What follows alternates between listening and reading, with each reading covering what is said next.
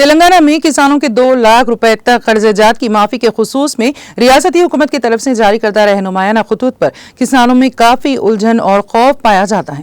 ضلع ورنگل کے میریپیٹا منڈل کے کسان جنہوں نے مختلف بینک سے 1 لاکھ روپے سے کم فصل کے قرض جات حاصل کیے ہیں وہ پریشان ہیں کیونکہ بیشتر کسانوں کے نام استفادہ کنندگان کی فہرست میں شامل نہیں ہیں۔ کسانوں نے شکایت کی ہے کہ ان کے پاس پٹے، پاس بک اور سفید راشن کارڈ ہونے کے باوجود ان کے نام استفادہ کنندگان کی فہرست میں شامل نہیں کیے گئے ہیں۔ ذرائع کے مطابق میریپیٹا کو آپریٹیو سوسائٹی میں جملہ 2688 کسانوں کے قرض بقایا جات 20.71 کروڑ روپے ہیں، جن میں 1883 کسانوں نے 1 لاکھ روپے سے بھی کم قرض حاصل کیا ہے۔ تاہم اب تک صرف 786 کسانوں کے ہی قرض معاف کیے گئے ہیں۔ بقیہ 1097 کسان مختلف بینکوں کے مجموعی طور پر 5.80 کروڑ روپے واجب الادا ہیں۔ رقم کی عدم اجرائی کے باعث کسان تشویش میں مبتلا ہیں۔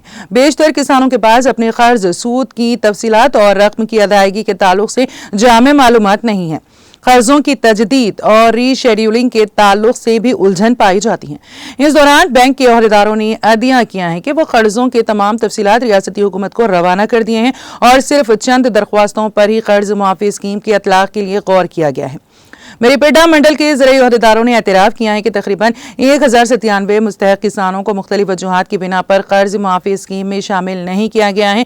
عہدیداروں نے بتایا کہ وہ استفادہ کنندگان کی فہرست میں بعض کسانوں کے ناموں کی عدم شمولیت کی وجہ تلاش کر رہی ہیں۔